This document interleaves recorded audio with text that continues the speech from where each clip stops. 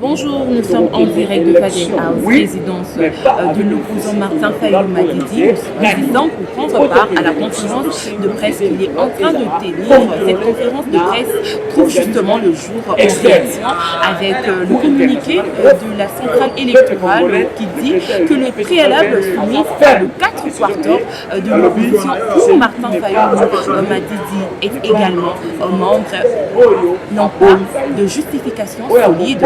Alors, en réaction à cette réponse de la CENI, Martin Fayulu Madidi, opposant congolais, a tenu à organiser une conférence de presse pour donner sa position au sujet de candidatures qui doivent être déposées.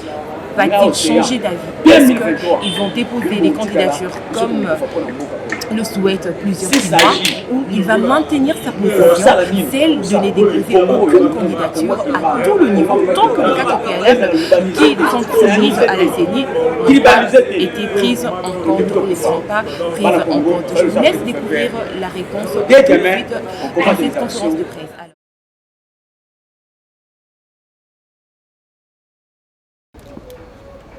Mesdames, Mesdemoiselles, Messieurs, je vous salue. Notre pays, la RDC, est à son 4e cycle électoral depuis la promulgation de la Constitution du 18 février 2006. L'histoire renseigne que les 3 cycles électoraux passés n'ont pas produit des institutions et des animateurs légitimes à cause de la fraude électorale qui s'est enracinée comme mode d'accession au pouvoir.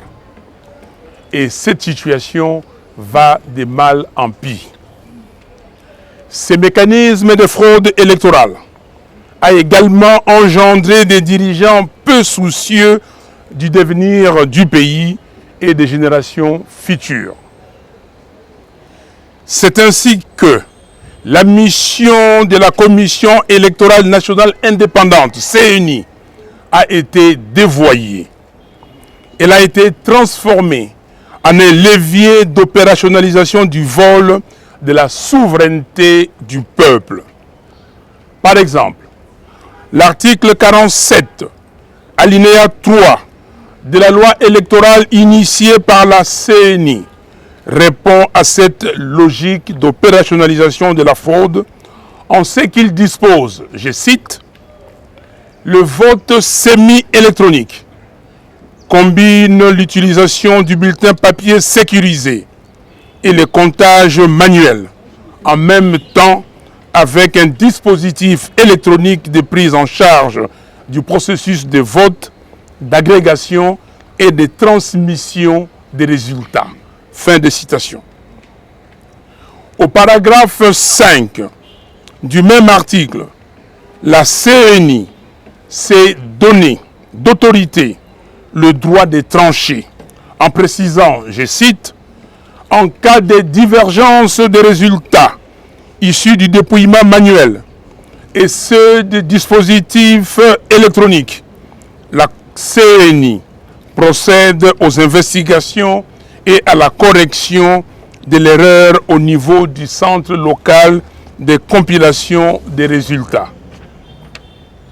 Un procès verbal est élaboré à cet effet et signé par le membre du centre local de compilation instruit par la CENI et les témoins des candidats présents. Fin de citation.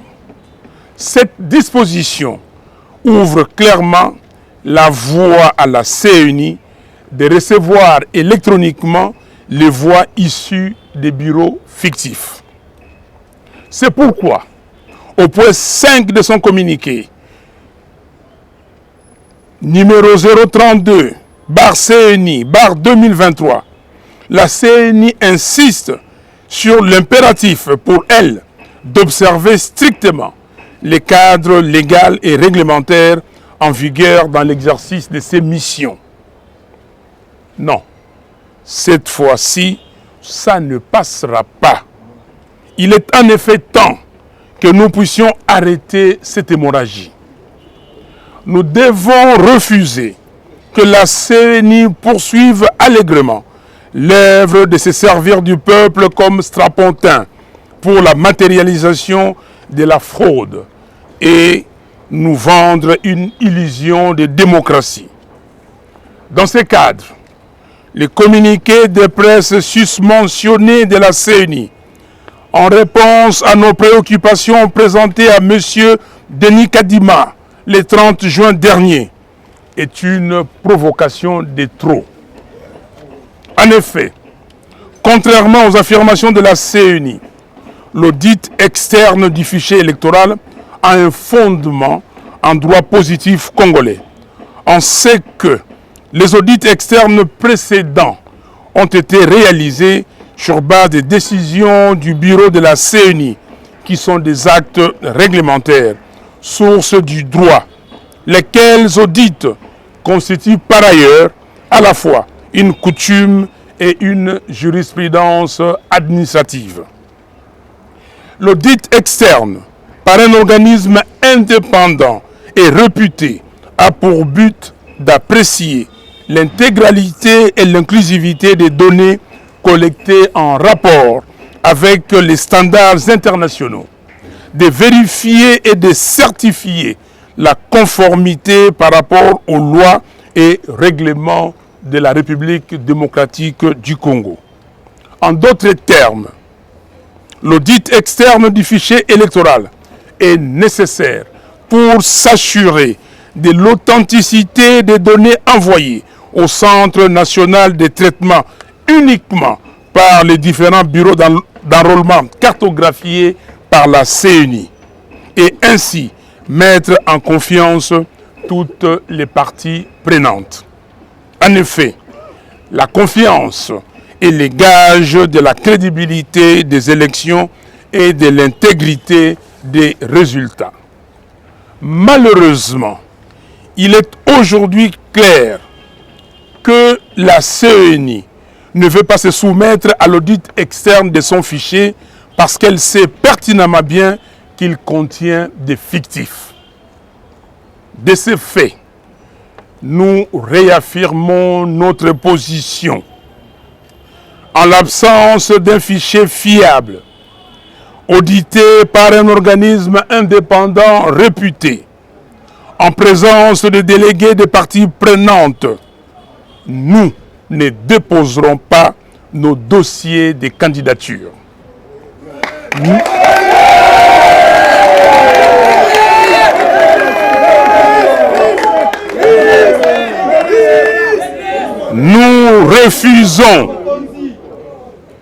Nous refusons de blanchir la fraude et donc d'accompagner M. Félix Tshisekedi et son union sacrée dans une nouvelle forfaiture électorale. En conséquence, nous rappelons au peuple congolais que conformément à l'article 64 de la Constitution, nous avons l'obligation de faire échec à toute forme de dictature d'où qu'elle vienne. Nous devons donc nous mobiliser pour empêcher que la parodie électorale en préparation ne se réalise.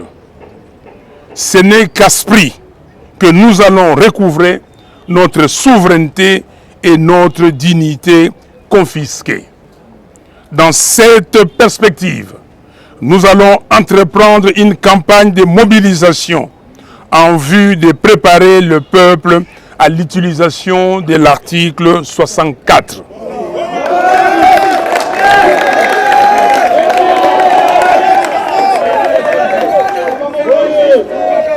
Dans cette perspective, nous allons entreprendre une campagne de mobilisation en vue de préparer le peuple à l'utilisation de l'article 64. La vérité des urnes commence par un fichier électoral fiable. Je vous remercie et que Dieu sauve le Congo. Merci.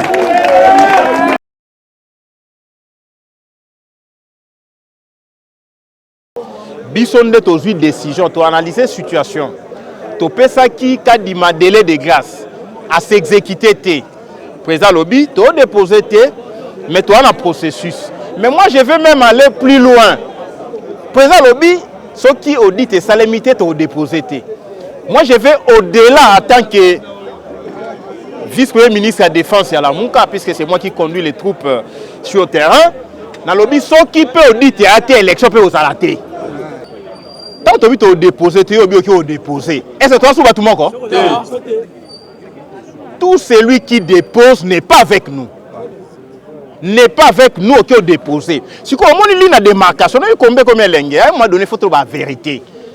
Biso to bito déposer te mutu nyo sabe déposer te aya na mona biso mutu so déposer akenda comme ça ligne de démarcation etikali to bundi bituma tant to kolonga ba yate côté ba okende c'est ba longi to okende te non ebi tant président faire la consulat qui délégation pour nous kuta Denis Kadima nga ba na okende te c'est mais cela on doit l'arrêter un jour.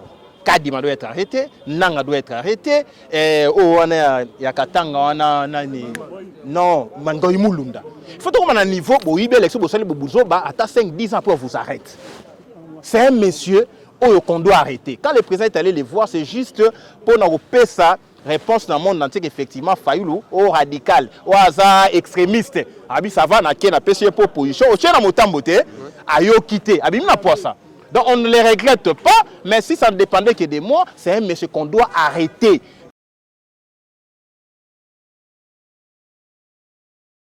Très bien, merci à vous, chers téléspectateurs de Semel 13 Télévision. Comme promis, nous étions ici à Fadenhaus pour couvrir en tout cas cette activité, la déclaration du président du parti politique SID, Martin Fayoulou, qui a parlé pour le compte de la Mouka. Il dit qu'il reste droit dans ses bottes, il ne va pas déposer la candidature à tout le niveau, simplement parce que la CENI n'est pas prête à faire l'audit externe du fichier électoral. Il a dit l'article 64 sera mis en application pour barrer la route, en tout cas à ceux-là qui veulent s'accaparer du pouvoir par la force. En tout cas, c'est à vous maintenant de voir qui a raison, qui a tort entre Denis Kadima et l'opposition incarnée comme ça par Martin Fayoulou Madidi.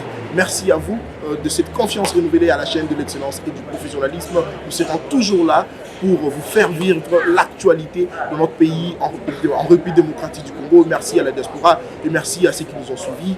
Le rendez-vous est pris comme ça pour le vendredi à Semel 13 Télévision sur notre plateau de Semel chez vous. Nous allons certainement recevoir pour vous un cadre de la Mouka ou cadre du parti politique SID de Martin Fayoulou. Avec lui, nous allons en tout cas échanger autour de cette question qui fait parler beaucoup de Congolais. Alors merci pour la confiance et fidélité. On se retrouve le vendredi avec le même plaisir. Au revoir.